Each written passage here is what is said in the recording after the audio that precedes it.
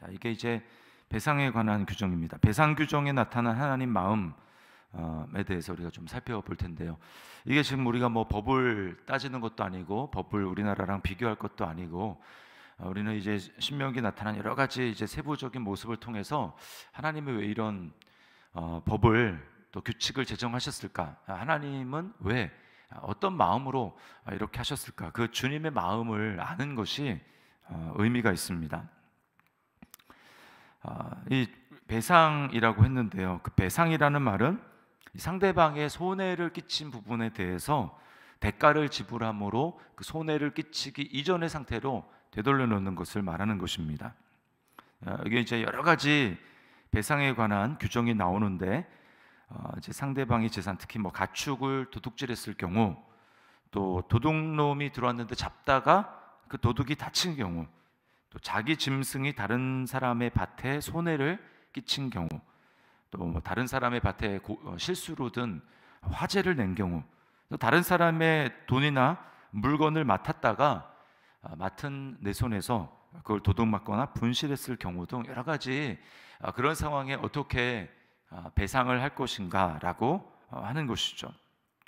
자, 여기서 알 수 있는 것은 무엇이냐면 하나님의 그 마음을 알 수 있는 건 뭐냐면 하나님은 나의 하나님뿐만 아니라 하나님은 다른 사람의 하나님, 우리 모든 사람의 하나님도 된다라는 것입니다.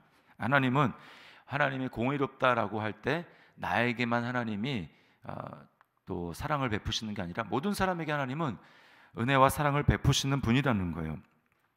그래서 사람과 사람 사이에 억울한 것이 없도록 하는 것이죠. 여기 특별히 이제 범죄에 대한 이 배상의 규정이 매우 엄격한 것을 보게 됩니다. 그래서 이제 뭐 1절에 보면 소를 도둑질하면 5배, 양을 도둑질하면 4배를 갚게 되어 있어요. 굉장히 이제 엄격한 것이죠. 그러니까 왜 이렇게 강력하게 처벌을 하게 될 때 여러분 누가 이제 훔치려고 하겠습니까? 들키면 5배인데 들키면 4배인데 여러분 누가 이것을 하려고 하겠어요? 강력한 처벌과 배상에 대한 법이 이 도둑질에 대한 마음을 억제하게 되는 것입니다. 그러니까 이런 그 규정에 맞추어 보게 될 때 아예 이제 그 법이 그 범죄가 일어나지 않는 데에 좀 초점이 있는 것이죠. 자, 이것을 이제 보게 될 때 오늘날 대한민국의 좀 법 현실을 바라보게 될 좀 안타까운 면이 있습니다. 뭐냐면 처벌이 너무 약하다라는 거예요. 그래서 누구를 위한 법인지 헷갈릴 때가 있다라고 이제 많은 사람들이 얘기를 합니다. 판결을 내렸는데 도대체 이게 피해를 받은 사람을 위한 것인지 아니면 그 범죄를 저지른 그 사람을 위한 것인지 이제 헷갈릴 때가 있다라고 생각을 합니다. 죄를 억제하려면 당연히 범죄자가 아니라 피해자의 인권이 우선이 되어야 합니다. 하나님이 지금 그걸 보여주고 있는 거예요. 강력한 처벌을 통해서 상대방이 당한 고통이 무엇인지를 알 수 있도록 하는 것입니다. 그러니까 인간이 타락했기 때문에 우리는 그 사람의 도덕성에만 또는 양심에만 호소를 해서는 절대로 죄를 억제할 수가 없어요. 인간은 그런 존재가 아닙니다. 타락했기 때문에. 그래서 강력한 어떤 원칙, 법이 분명히 있어야 합니다. 어설픈 감정에 호소하게 되면 억울한 피해자만 계속해서 양산이 되는 것입니다. 그래서 오늘 그걸 좀 살펴볼 수 있습니다. 법은 좀 강력해야 된다라고 하는 거예요. 자, 또 이제 좀 묵상해 볼 수 있는 것은 뭐냐면 하나님의 용서는 이 배상을 통해서 사람 간의 배상을 통해서 완성이 된다라고 하는 것입니다. 이 이제 대체적으로 규정이 뭐에 대한 약간 불혹고 같은 그런 개념이냐면 10계명의 이제 8계명인가요? 도둑질하지 말라라고 하는 그 계명에 대한 불혹 같은 좀 자세한 이 상황에 대한 이야기죠.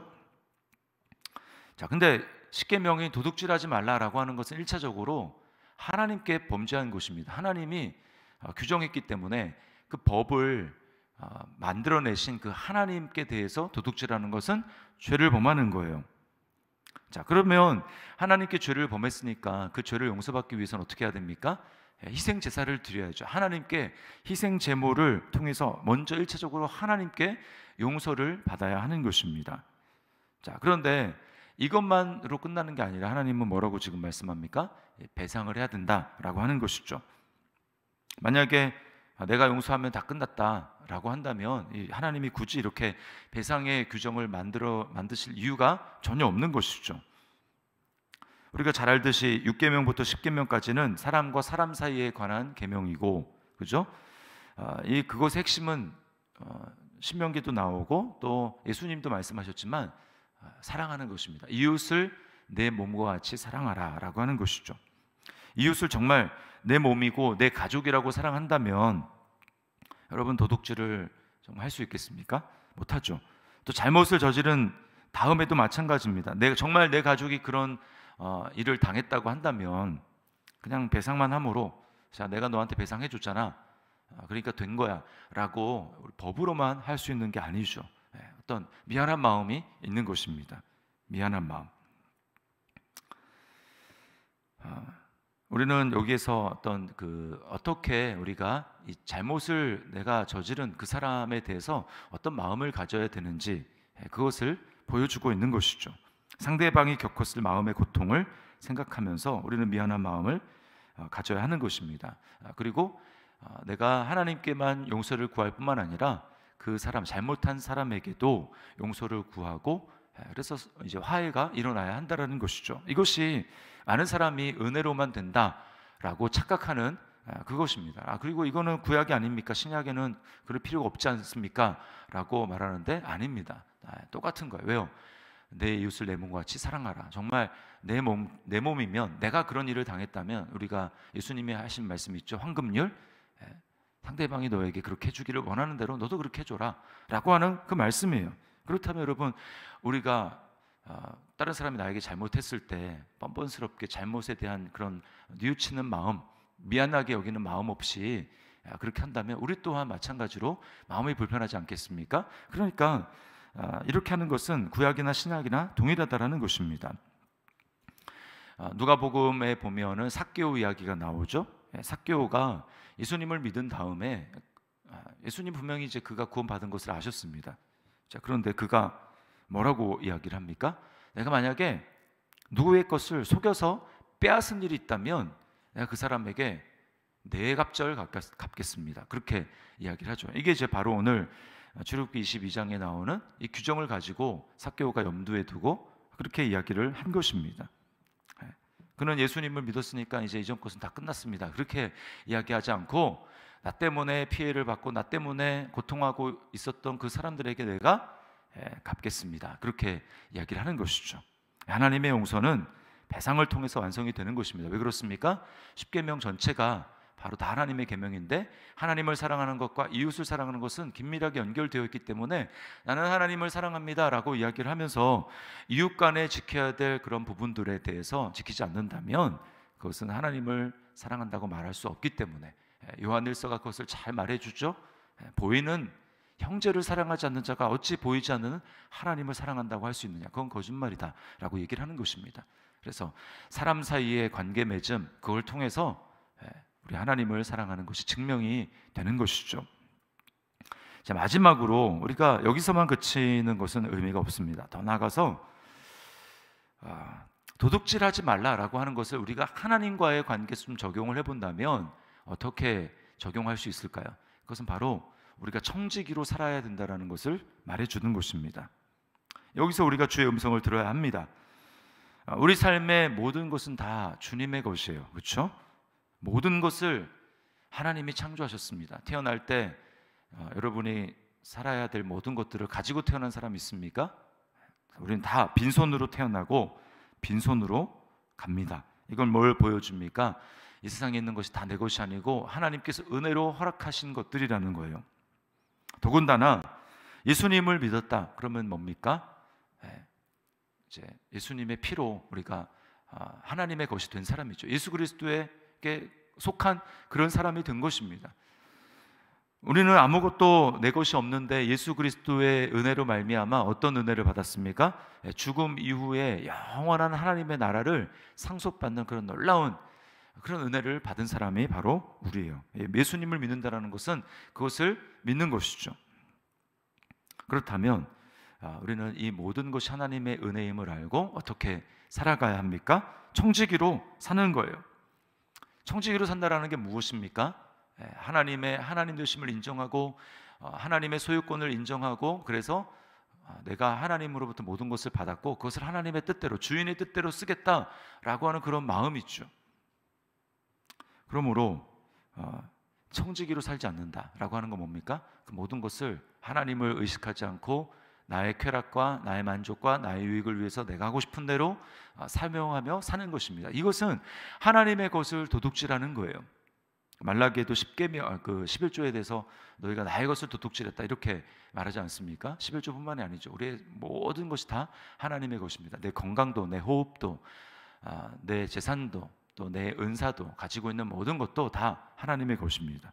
그러면 우리가 나를 위해서 사는 것은 그리스도인으로서 합당치 않은 것이죠. 그것은 하나님의 은혜를 알지 못하는 사람이고, 정말 곰곰하게 생각을 해봐야 되는 것입니다. 내가 정말 하나님의 은혜를 아는 사람인가 라고 하는 것을 생각해 봐야죠.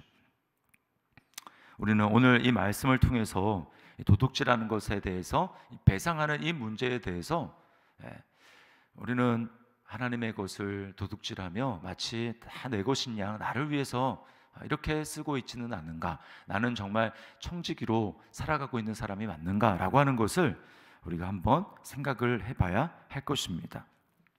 오늘 이 말씀을 기억하면서 하나님의 은혜는 배상을 통해서 완성이 된다, 용서는 배상을 통해서 완성이 된다라고 하는 것을 우리가 기억해야 할 것이고요. 그리고 또 하나, 청지기로 살아가야 하는 것입니다. 그리고 가정에 좀 적용을 해보자면, 우리가 뭐 법을 국가에 제정할 수 있는 사람들은 아니니까요. 가정에서 적용을 해본다면 무조건 은혜만, 사랑만 베푸는 것이 아니라 자녀들에 대해서는 분명한 어떤 기준을 가지고 양육하는 것, 잠언의 말씀에 의하면 회초리를 때리고 공의를 알려주는 것, 이것이 하나님의 법인 것입니다. 우리 분명하게 안 되는 것은 안 되는 것이고, 이렇게 하나님의 공의를 세우며 나아가야 하는 것입니다. 우리 말씀을 기억하며 이 배상 규정에 나타난 하나님의 마음을 기억하면서 오늘도 주님과 동행하는 그런 한 날이 될 수 있기를 주님의 이름으로 축원합니다. 제가 기도하겠습니다. 하나님 아버지, 감사합니다. 오늘 말씀을 통하여서 법을 제정하신 하나님의 마음이, 하나님의 뜻이 어디에 있는지 깨달을 수 있도록 주께서 우리에게 은혜를 더하여 주시옵소서.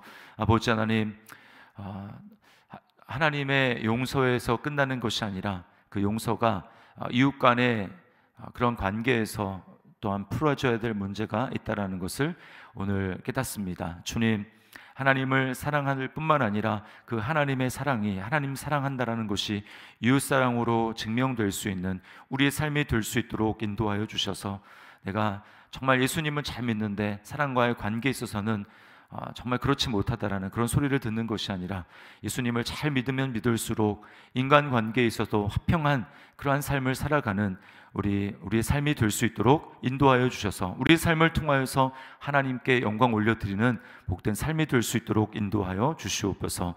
또한 정말 청지기로서 하나님의 것을 내 것인 양 생각하며 살아가지 않도록 인도하여 주시고, 주님, 우리에게 주신 그 호흡이 있는 날 동안 주님, 하나님의 것을 하나님의 것으로 인정하며 청지기로서의 삶을 살아갈 수 있도록 우리 주님께서 역사하여 주시옵소서. 오늘도 이 말씀을 기억하며 하나님과 동행하는 한 날이 될 수 있도록 주께서 우리에게 역사하여 주실 줄 믿고 감사드리며 예수님의 이름으로 기도드리옵나이다. 아멘. 하늘에 계신 우리 아버지여, 이름이 거룩히 여김을 받으시오며 나라의 마옵시며 뜻이 하늘에서 이룬 것 같이 땅에서도 이루어지이다. 오늘날 우리에게 일용할 양식을 주옵시고, 우리가 우리에게 죄 지은 자를 사하여 준 것 같이 우리 죄를 사하여 주옵시고, 우리를 시험에 들게 하지 마옵시고 다만 악에서 구하옵소서. 대개 나라와 권세와 영광이 아버지께 영원히 있사옵나이다. 아멘.